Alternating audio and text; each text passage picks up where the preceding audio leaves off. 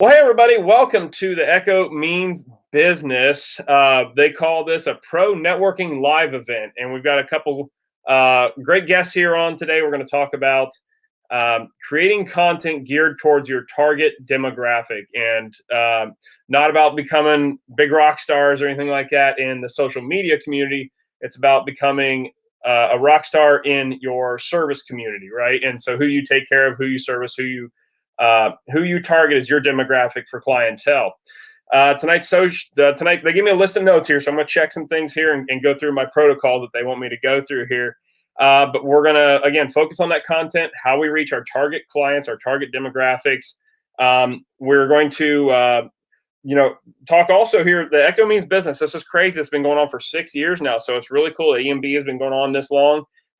It is the premier online community and mobile app, by the way. And the mobile app's really cool. That is the one place I use it is through the mobile on my phone here. So check out and download the EMB mobile app and join. They've got forums on there, contests, all sorts of stuff. Check that stuff out. And there's a podcast also, by the way. So that's worth checking out. Tonight's guest that we're going to talk about this kind of stuff, and Mr. Bedell there, we'll talk. We'll talk to our comment section here a little bit. Bedell, Mike Bedell in the room, very cool. Clean Cut, how you doing, Clean Cut? And Bedell saying hi twice. All right, we get it, Mike. You're here. All right, and Josh Curry, hola, yes. So we've got Jacob Moreno of Moreno Landscaping, and we've got Abbigail and Jacqueline. I'm going to say Stuebs, but I don't know, so you'll have to correct me on that if I'm wrong on the pronunciation of JAR, and maybe say it Jar Landscaping. Again, forgive me. You'll have to educate me there. So we'll start off with the JAR group here. Why don't you ladies tell me what's up with your firm and what you do, and a little bit of background and bio with you folks. Yeah. Hey, everyone. I am Jacqueline, and I am Abbigail. We own Jar Landscaping, LLC. We've been in business since 2017. We went to college for landscape horticulture. Now we're just kind of going full-time, doing all kinds of landscape and lawn maintenance.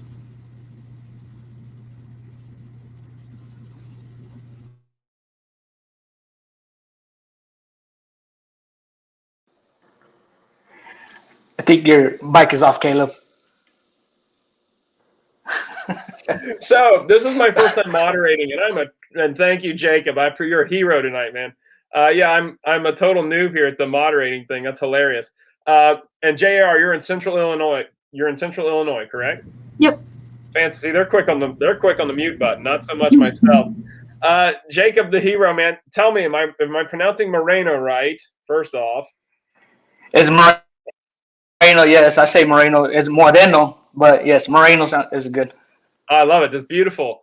Moreno Landscaping, and dude, tell us about your firm and what you do, and a little bio there on you. All right, I've been in business since 2005, so that makes it what 16, 17 years or so. We do more of high maintenance, landscaping and maintenance. So basically, I don't try to grow my business, but I try to keep a low amount of clients that we're able to provide full service to them, from maintaining their properties to installing their landscaping. So and it's here in Florida, it's year round, so there's no vacations.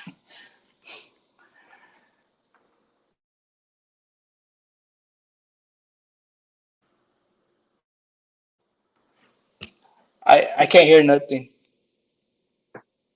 All right, I'm going to stop muting myself because I'm just an idiot with it here. So, okay. Well, first time getting asked to do this, last time getting asked to do this. We're going to check, Echo, the MB tab says, we're going to teach Caleb how to use the mute button. Well, good luck. We'll see. Mr. Hairston's in the room. We'll say hi to a few folks that are in here. Topside, hello. And again, probably Sam giving me a hard time there.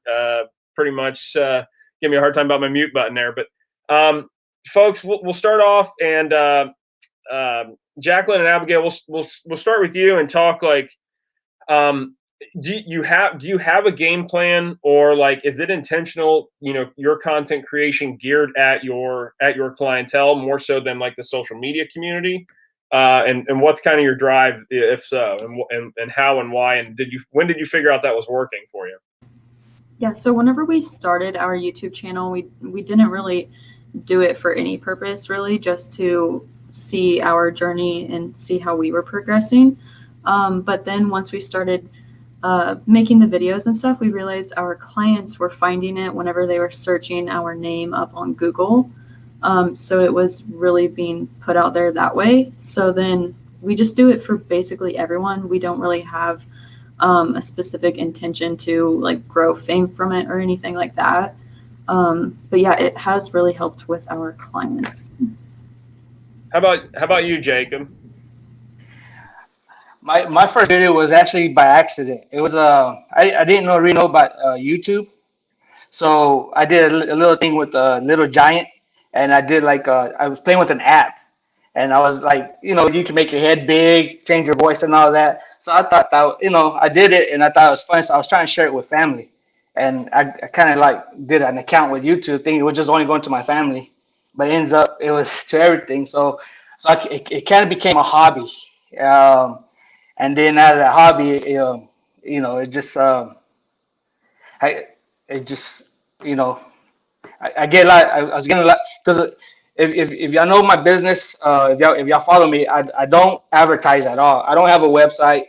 My trucks on my trailer and everything. I don't have logos. Nothing. My hats on my shirt is the only thing. I don't even have phone numbers on my shirt. So I don't do none of that. The social media. I mean the the Facebook.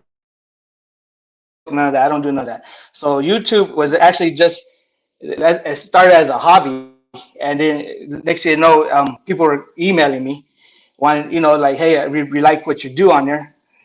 Where are you located? Can you help us out with our property? And then from there, I was like, sure, why not? Yeah, did you find a way to get the YouTube content in front of your target market? And Jacob, by the way, admitted he's nervous tonight. So folks, in the comments there, tell Jacob to chill. It's all good, man. We're here for fun and we're here for learning. So there's no pressure, man. No pressure. Just chill. You're gonna be a pro at this. Ain't no sweat. But did you find a way to gear it towards, targeting your local market more so, or is it still just out there to everybody? So the way my YouTube is basically for everybody, but I've been noticing that I was getting more emails of local people wanting to know if I'm in their area, and they've been looking, so this year I started a whole vlog of kind of the Florida Lawncare vlog. So hoping that would more kind of like a pinpoint just the Florida area. So that's something that's something different I did this year for that.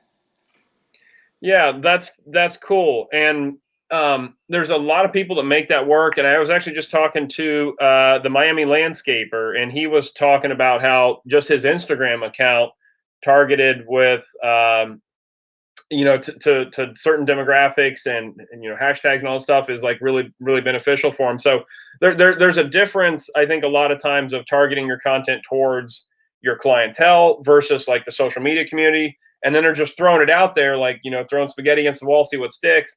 And I think the combination of the two things, if you can figure out a way to tailor it, is coming across as an authority, right? Of knowing, you demonstrate what you're talking about. Your clients like seeing that. I know when I hire out services, if they have any social media at all that helps prove and verify that they're somewhat of an authority at least in what they're doing, it really I really like hiring, be it a subcontractor for something, concrete work, you name it. If they've got anything out there that shows and proves they know what they're talking about, like, I'm all about it. So, and that's what we're here to talk about tonight. And if anybody's got any comments too, that they could leave, any tips or anything they want to leave in the comments over here, that'd be awesome too. We'll try to go through this and see what's going on. We got Mark Thomas Builder in there. Hey, how you doing? Hey, Caleb. What do you think about the concept of, like, do you, with your existing clientele, do you target anything towards the clients you have already, as far as like potential upsells? Like, hey, we're going into the season, we're going into fall, we're targeting leaf cleanup season and just end of year deadheading and stuff like that. JAR. Do you target anything towards like the season per se, and even your existing clients? We haven't done anything towards our existing clients right now, but it is something that we are considering. We found out that you can put your YouTube videos, like embed it up onto your website, and we kind of considered that, and then also sending email videos to our clients. We think that could really benefit and keep the communication going with our clients. Yeah, I love that. That's great. And even have any of you guys ever done anything with even embedding those in emails and sending out email blasts that are promoting like your content anywhere? JR and Jacob, I'll go back to you on that. Have you done anything like an email campaign promoting, with a YouTube tag in or YouTube link in it, sending people to your content or anything like that? So we haven't yet. We've tried to, but we haven't really figured that out. But it's definitely something that we do want to do. Yeah. How about you, Jacob? Have you done anything of that stuff geared towards your existing clientele for upsells or anything like that? I don't. I'm usually the one on the job sites every week. So for me, it's just more telling them straight up when, the, hey, is that time of year, or, just setting it up that way. And I don't have a big clientele. I maintain maybe about 24, 25 accounts, and that keeps us busy all week. Oh, for sure. Yeah. And I would say, on the counter to that, even if, and I get the owner operator thing being swamped busy. I totally get that. One of the things, at least in our company, we keep in mind, while we're usually pretty booked up with a lot of repeat work and repeat clientele and things like that, we still want that funnel to be really wide, bringing in leads at least, so we can really cherry pick stuff. And if we have, and even Jacob, for you, like if you have clientele now, but your that funnel is still wide, well, you can always cut the bottom 10% off in theory, right? And with that wide funnel now, like, hey, here's a client I like a little more, that's a little closer. We're going to bring them in and push someone out that's number 25 that is not our favorite client, let's say. And you could always be, potentially, doing that. But yeah, I get the in the field game struck, just cranking work like crazy, man. I get it. I've been there, done that, did it for a long, long time. And in our company, I guess a quick intro of me for those of you who don't know me, I'm Caleb with Almond Landscape. I probably introduced myself, I reckon. My wife and I own, and my wife technically owns a landscape design build company here in Southeast Ohio, just southeast of Columbus, Ohio, in beautiful Fairfield County. We focus on landscape design build work, so that pertains to traditional landscaping, tree, shrub installations, horticultural stuff, but primarily we do a lot of hardscape construction now, paver patios, retaining walls, and then we do a lot of drainage and stormwater management work, so fixing the drains and parking lots and things like that. And then we do a lot of stuff on social media now too. So, that's my background here, and I've been in the industry for now. I've been in contracting for 21 years, I think, or 22 maybe. So I started my company in 1999 as soon as I got my driver's license. So that's kind of my quick intro there, folks. Do you folks, and I guess JR, what is your primary social media platform that you are best known on, I guess? The most that we use is basically just Instagram. We don't really have a set schedule or anything like that for YouTube. We just basically do it as we go. Yeah. Now, do you folks see, and Jacqueline and Abigail, do you utilize hashtags at all? Or it seems like hashtags aren't what they used to be, but do you still utilize any hashtags on any of your content? Yeah, we use hashtags on Instagram for mainly just in the lawn care community. We don't really target it towards clients that way because we haven't really had any luck with finding clients through Instagram. Interesting. I think a lot of that depends on like what market you're in. Like I have a friend who has a company in a more urban center and it's hip and young and modern in part of Columbus. And so you use the hashtag up there like German Village or Short North, Brewery District, all the cool places to be where people are constantly checking, just see what's going on in the cool places in Columbus. And he's got his landscaping ads and landscape photos and nice stuff that he tags to that, and it slips into those little places. And even like hashtag Columbus, Ohio, hashtag 614, and he's using those kind of hashtags to target a market that he's more interested in a region he's more into. So that's a unique way I've seen hashtags used. A favorite restaurant, by the way, a popular restaurant, slip that in there. Now, sometimes I've heard you can be punished for that, by the way, if you're posting content unrelated to hashtags. So beware, be advised. Jacob, do you do any tag on the YouTube stuff, on your YouTube content? Do you tag anything in particular? On the YouTube, I don't. YouTube, I just put it out there. Like I said, it's basically for everybody. But on my Instagram, I do a lot of tagging on that one. I do like all the cities that I work in. Like the Longwood, Florida, Orlando, Florida, the Apopka, my surroundings. And then with those, I noticed that I do get more hits with the surrounding people with those tags. And then Yeah, on cool. my Instagram, it has the YouTube on there, so it gives them a chance to check out the YouTube. Nice, So cool.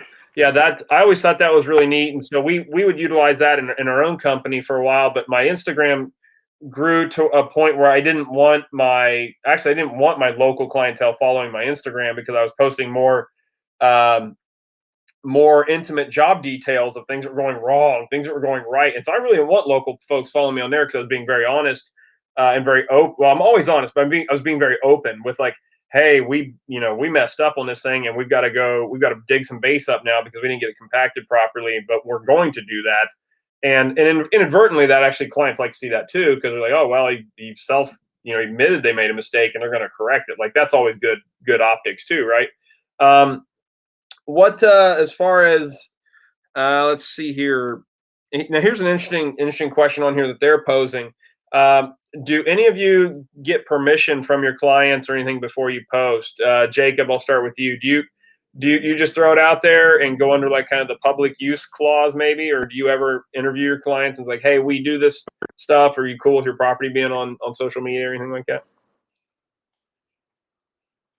when I started with the YouTube, I tried to keep minimum. So basically, it wasn't like trying to show the house, trying to show the cars, or trying to show the people. It was basically just showing my work. So I wasn't trying to like walking around. But later, everybody started seeing like because everybody's looking at their windows, So then I found out that some are watching me film. So I figured to me that seems okay. I never really like stepped out and say, hey, do I have permission?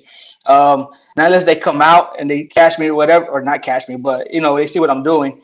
But I have had that. Actually, I have had that happen where when I'm filming and they'll come out like, oh, I'm so sorry, I'm not trying to mess up your video. It's like, no, it's all good. But that just, but no, I don't ask nobody. I just film. How about you, Jacqueline and Abigail? Yeah, so we have a photo and video release form that we do for every single client. If they choose not to do it, obviously we respect that. And then, I was going to say something. Do you know? Yeah, we basically just send those out with our yearly contracts, and if they sign it, then we can do the videos or pictures. If not, then we just avoid videoing there. Nice. I like that. You send it out in your annual contracts. That's really sharp. That's cool. We do because our company is more project based, right? So we're not on a whatever. We do have verbiage like that into our project contracts. So if they don't read all the fine print, like it's in there. Now, if they have an objection, I'm not going to say, well, no, you signed it. We're going to be very respectful of that, of course. And I have had some clients be like, we don't want any videoing or anything. And it's like, that's cool. A little tidbit I might throw out there is make sure if you have a company handbook, which you ought to have a company handbook, I don't care what size your company is, a blind item in there needs to be a release form for your employees as well, like that they approve or that they accept, acknowledge, and allow them to be in promotional material as well, or promotional content and stuff like that. I would highly recommend that because last thing you want is a video that's doing awesome to be taken down because one of your guys didn't agree with it, or a disgruntled. Worse, and where it usually comes to is a disgruntled employee will be like, I know how to put it to them, I know how to get them, and they're going to take that video down. So keep that in mind. Try to make all your not make, but offer to all your employees. Hey, would you sign this because it's part of our promotional use and stuff like that. So I love Tenno with AJ's Lawncare. I agree. I love that idea of putting in the annual contracts. That's sharp. That's great. That right there is probably tip of the night, right? Like that's value. That's why we're here, right? That's fantastic. What let's a fun question maybe, but and Jacob, have you had any of your social media stuff backfire on you of unintended consequences or anything, or or has so far everything's been on the up and everything's been positive? Nah, what mean like getting a lot of like a negative reaction to my post or something? Yeah, right. Like by a client or whatever, right? Or a competitor even or whatever. No, but I know like on the comments. I know I got a couple of videos out there. Man, I got some really bad. It, I this was the first time I had to start. I say where they couldn't use some words on my comments. 'Cause it got real bad. But yeah, but a lot of times no, I haven't had that problem where people are talking real negative about the videos or anything. But besides And mistakes, I think. yeah. Well, and that's one thing. It's like, you put yourself out there, right? Which is the hardest thing about social media. You put yourself out there, and man, if you let one little thing slip, like you've got to be ready to field that, right? And you've got to handle that scenario. And if it's something that just needs blocked and deleted, that's one thing, right? But if it's like they made a point of like, hey, you pruned that wrong or whatever, you've got to be able to counter that, right? So you've got to know. So that's one thing when you're putting yourself out there. I don't want this to discourage anyone at all, because put it out there and figure it out later, kind of thing.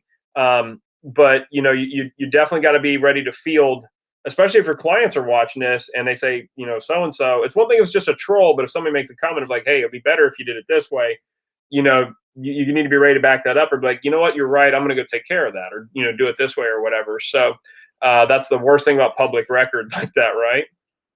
Go ahead, Yeah, Jacob. You got but something to throw in here?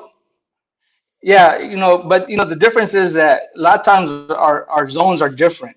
The way we do Oh yeah, things, and like what, because the way I do things here is different than what y'all do. Like somebody, in Michigan does it. The soil's different. The way, and a lot of times that's kind of like, I had to learn how to understand that part where people would try to give me I say lessons or whatever. And but it might work for them, but I know what works here because we've been doing this for a very long time, and I worked with other companies. So when I do something, it's not like, hey, I don't know what I'm doing. It's like this is how we do it here.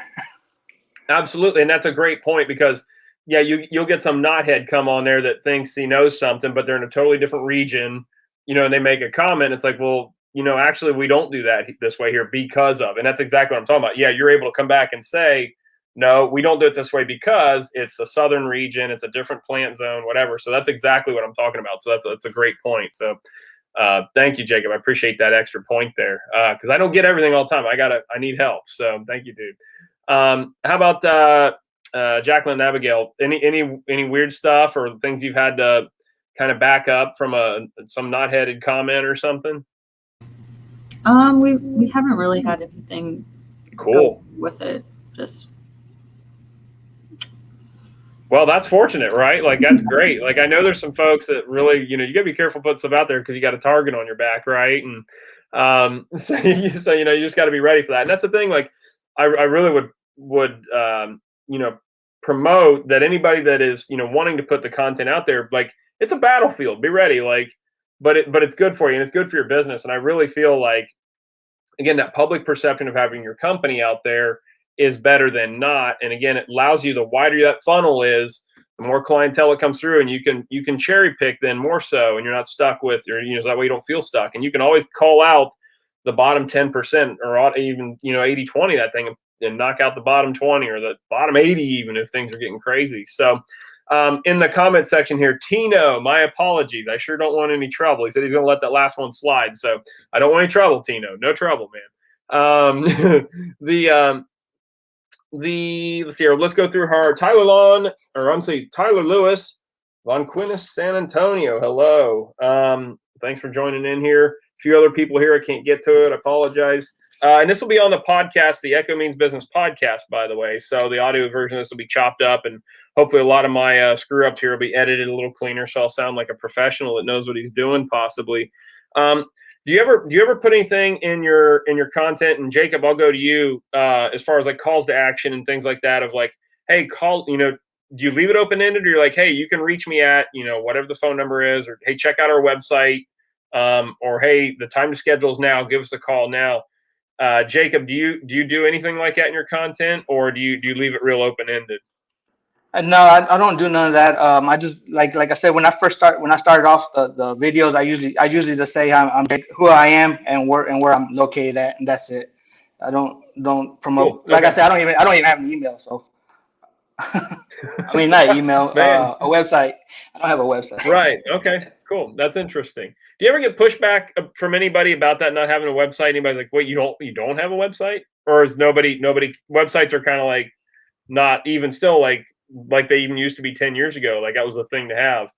So do you ever get pushback on that of like, why don't you have a website? Or are you sure? Like, I get a lot of people saying I need one, but what I'm doing now is working for me. Where because the way it is like I do, you know how it is when you're on the job site, you when you're personally on the job site, you're the one doing all the work. So when you're doing your YouTube, Instagram, that's a little more time there.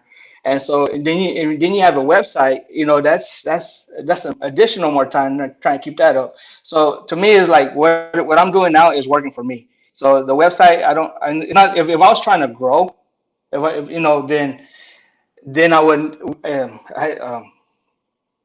how you say, invest in something like that in yeah, the emails and in other advertisement forms and stuff like that. But for me, we're very like a boutique kind of business. In other words, we only serve a certain kind, do certain yeah, kind of work.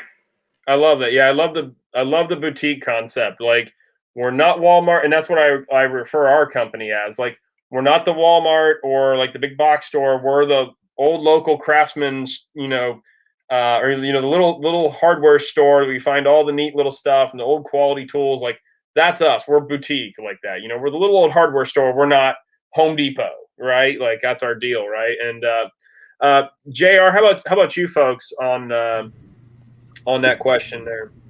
So we haven't really put out any calls of action like our phone number or anything. We've actually had a few viewers try to call us, and we don't really like putting our phone number out there to the public. But we will include it if we try to do those emails and send out the videos that way. Yeah. Okay. Cool. Interesting. And it's funny that I think a lot of folks that a lot of that so much is like Jacob had a great point of like how growth minded are you, and so like it's one thing to put it out and it just keeps you viable, I think, and like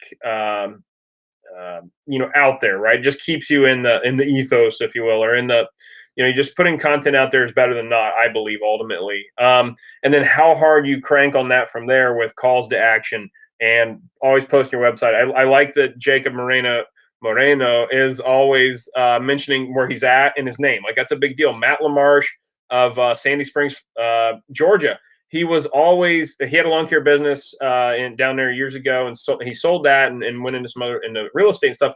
But I know Matt LaMarche in Sandy Springs, Georgia. Like he always opened everything he said with that, and so I knew immediately. And that's the same thing, Jacob's doing. Like I hear that enough, I'll know exactly where he's at, and it always sticks in my head. That verbal or that audio brand, right? That is seared into my head of his demographic or of his market, right?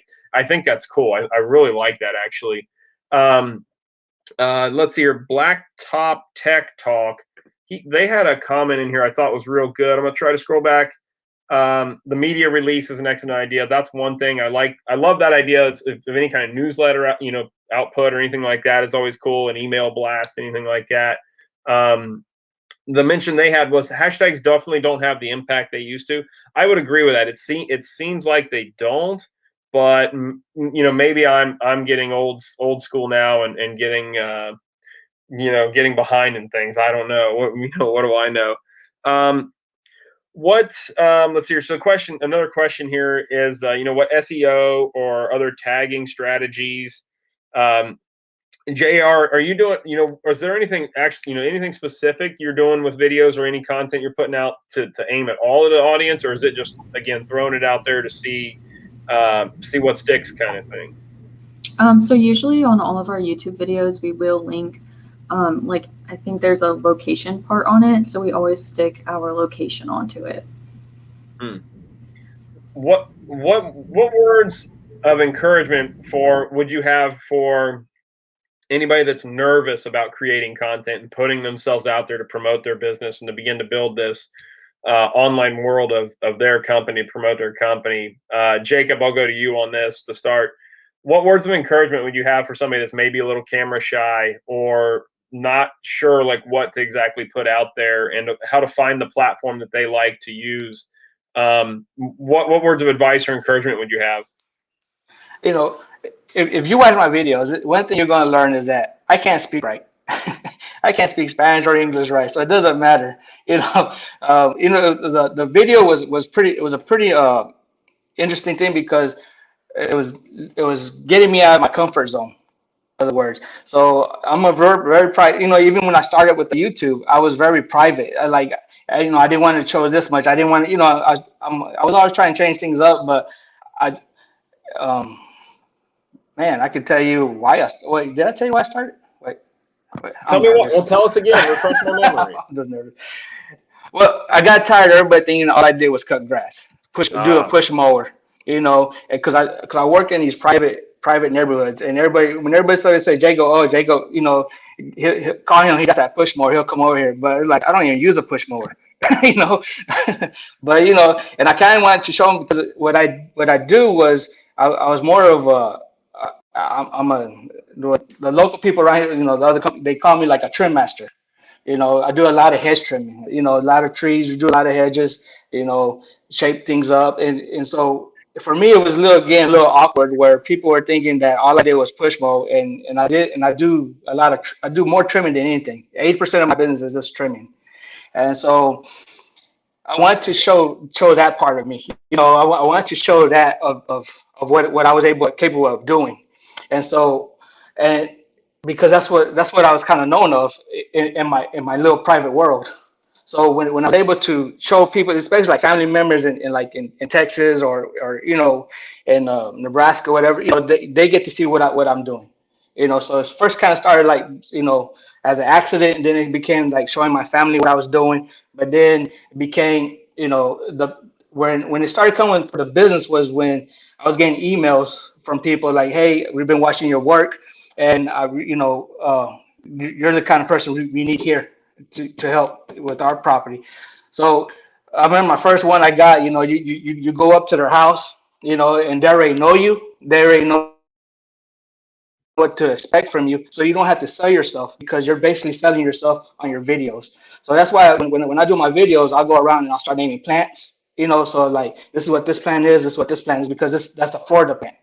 And so it gives people an idea. And then I talk about the diseases, insects, and stuff like that attack those plants. So when someone hires me, they already know that, hey, this guy's not just here to cut and trim. He knows what he's doing. So it breaks all the barrier trying to sell yourself, because basically YouTube ended up becoming my selling, became my seller for me. And what was your question again? I thought that was my wife trying to get in the audience or in the room, and it was my 3-year-old. He's supposed to be on lockdown here. So I am so sorry, Jacob. Look, my wife knows, Brittany knows we're doing this. What is so important she needs in here for? Thanks, Brent. Jacob, my sincere apologies. No problem. I just forgot what the question was about. well, so what was the question? It's funny you mentioned it was the main thing was, and you nailed a great point that I thought was awesome, is you started doing social media and putting content out there to show that you weren't just a guy push mowing yards or whatever. And that is such a great point of the whole purpose of this conversation and what we're doing tonight and why we would put ourselves out there as social media, so that people know what we do, right? And so we promote. A thing I've been saying a lot lately is you get known more. You do more of what you get known for doing, right? And so like once people realize, because I looked at your Instagram, by the way, and I saw like the immaculate trimming and shearing you do on those hedge lines and stuff, and immediately I was like, man, if I need shearing done, I'm calling this dude, because it's like it's like laser. It's like awesome. So that right there sells the point of like, okay, well, apparently I don't call this guy to push mow my yard. I need precision shearing done. This is my guy, right?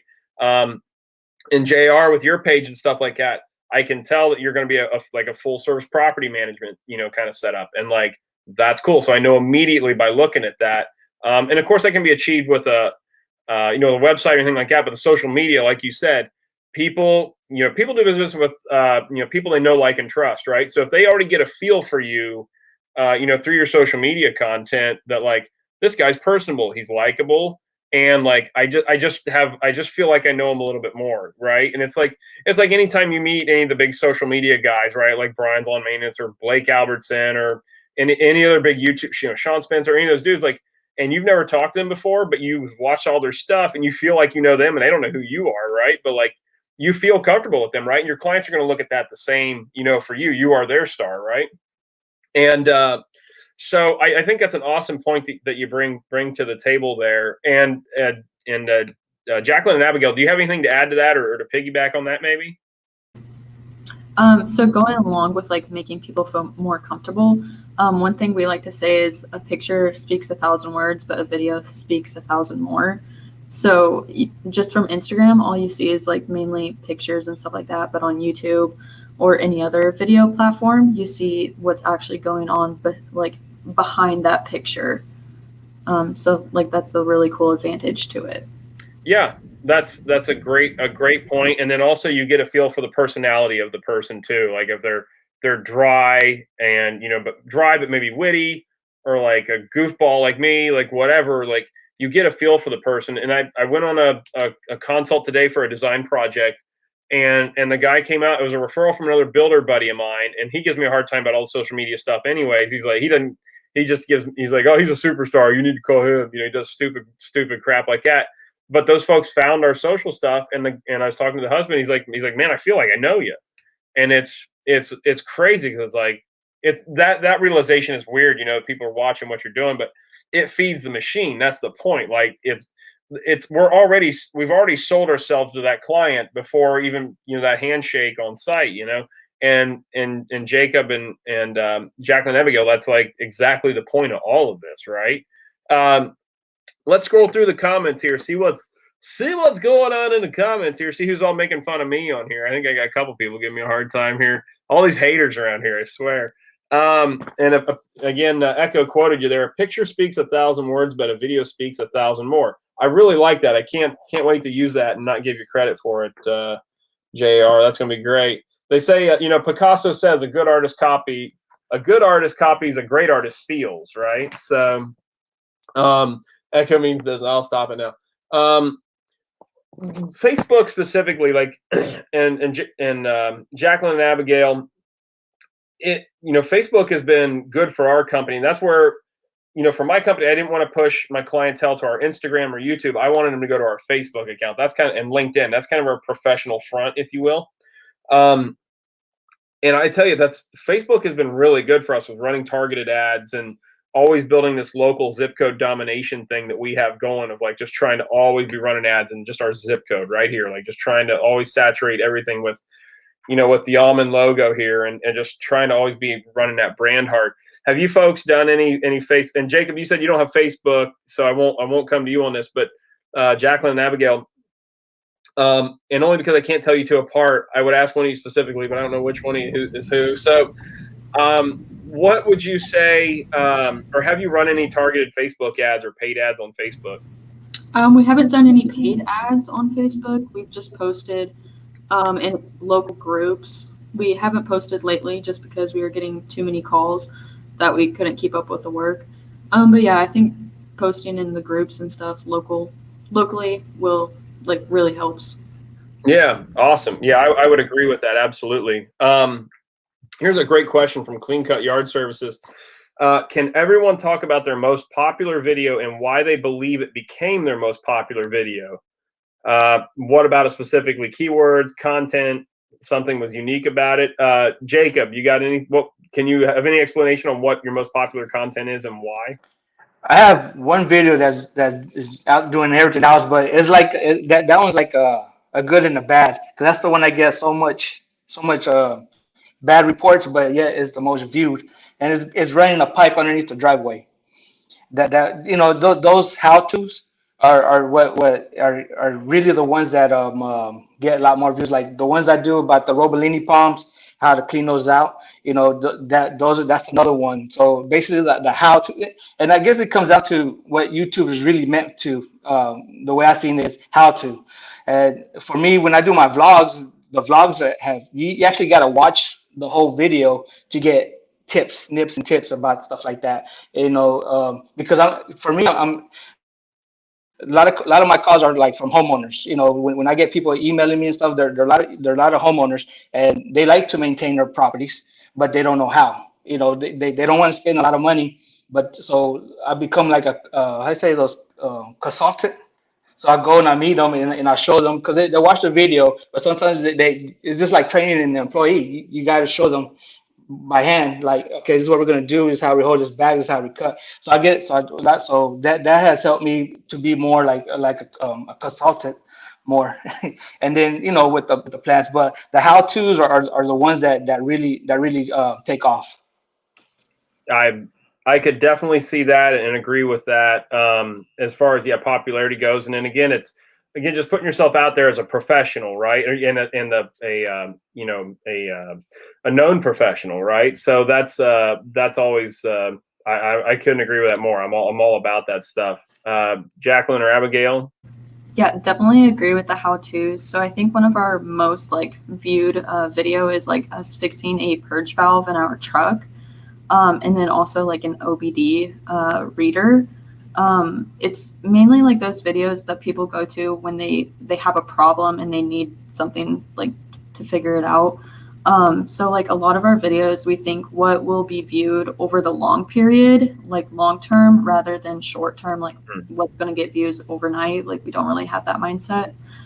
Basically what people are going to search in for a long time.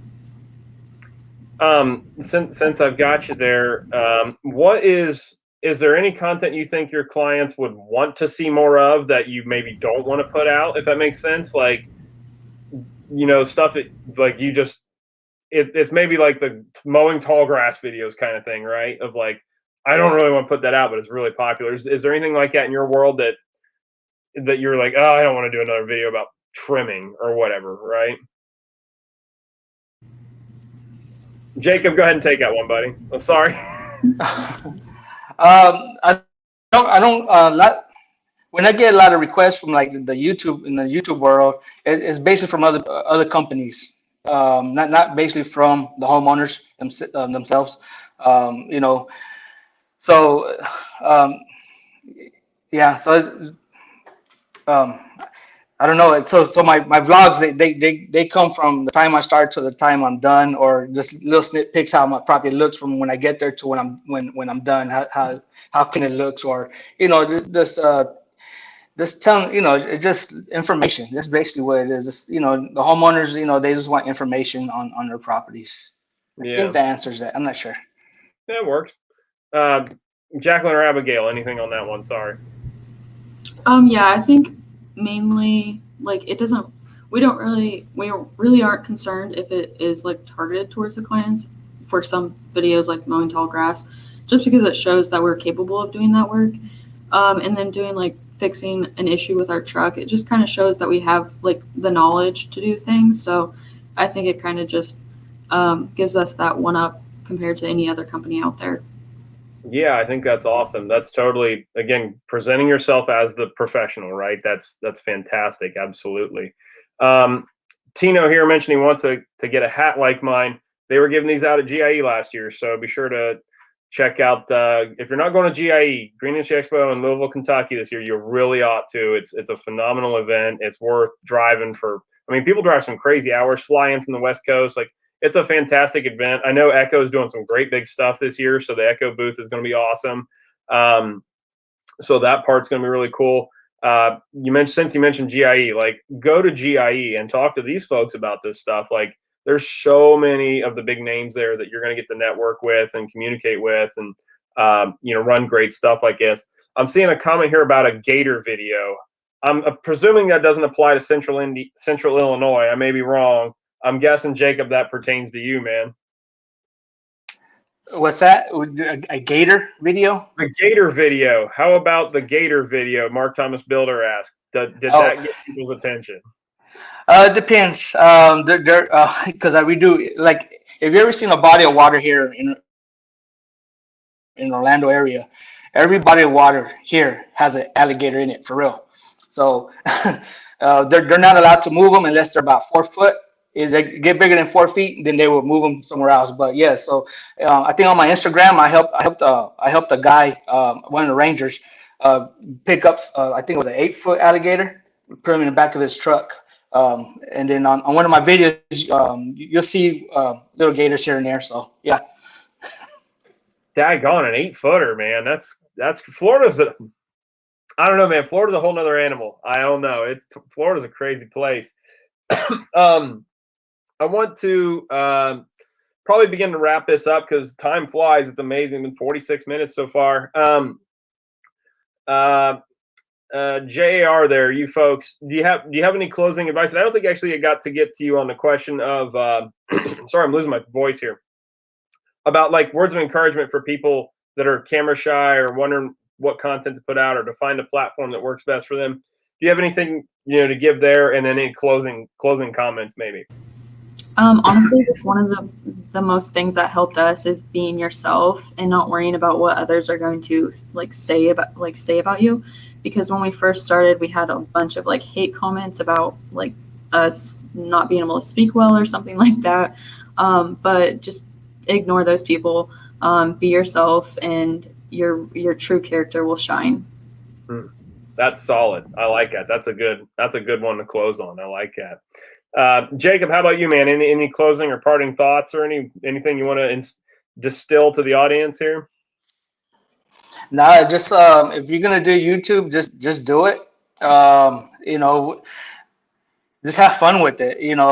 Like we're all gonna make mistakes. We're not perfect. But if you're using this for clients and to get clients, just make sure on details. Make sure why you're valuable, because these videos, that's what they're. One of my things is one of my things I always tell people is just make yourself valuable. Because the homeowners, they don't care if you use a small mower or a big mower, if you're using hand trimmers or power trimmers or what brand you're using. All they care about is that what they're paying for is getting done. If you're getting the best job there is. So when you're doing a video, work on details. Plant material, insects, irrigation breaks, everything that you're able to provide, sell it on your video, because it explains, like JR Landscaper was talking about, it just shows them everything that you're capable of doing, So, just make yourself valuable, just sell yourself, making yourself valuable. But, yeah. Man, 2 killer closing comments there. That's fantastic. That was a great way to wrap this up, folks. That was really good. One last comment here, Blacktop Tech Talk. Talk about the things you're passionate about, and you'll always make great content, right? I mean, I think that summarizes what you folks just said. Like, that's solid stuff. I really like that. That's good. So I think we'll go with that. I think that was a good 48 minutes. That's pretty good, folks. Here on a Thursday evening. So they've got a closing thing for me here to state. So let me get this in front of me here. Aside from what they're saying here, thanks everybody. For those of you that joined in on this here tonight, we really appreciate you checking out. Remember, it's going to be uploaded to the podcast, edited and cleaned up for faster, quicker listening. They want you to. Of course, we want to thank our panelists. Of course, I was going to do that anyways. But yeah, so thanks, guys. Jacob and Jacqueline and Abigail, thank you guys for taking time to be on tonight and to share your experience and knowledge here with this stuff. They want me to mention here that mark your calendars. It says next pro networking event meeting will happen right here on YouTube, September 2nd, 8 p.m. Eastern Standard Time. We're going to be talking about the GIE Plus Expo, and by the way, they're leaving out HNA, Hardscape North America, the most important part of that whole show. So we'll have to get that added in. So GIE Plus Expo and HNA. Thank you very much. And what goes into planning that event, and it is, I'll tell you, if you haven't been there, folks, you haven't gone to GIE, make it happen. Hitch a ride, jump on a bus, whatever you got to do, but get down to GIE or get up to GIE. It really is worth the time. Plan on taking a couple days. It really is amazing. So, folks, that's, I think, going to be it here for the evening. SRJ, thank you. Bedell, again, nice seeing you. Tino and Bedell and Mark Thomas, all you folks, thanks everybody for checking in here tonight. And there's many more, I'm certain of that. From the Echo Means Business Live panel discussion here. Thanks for joining us, folks. Have a great night, everybody.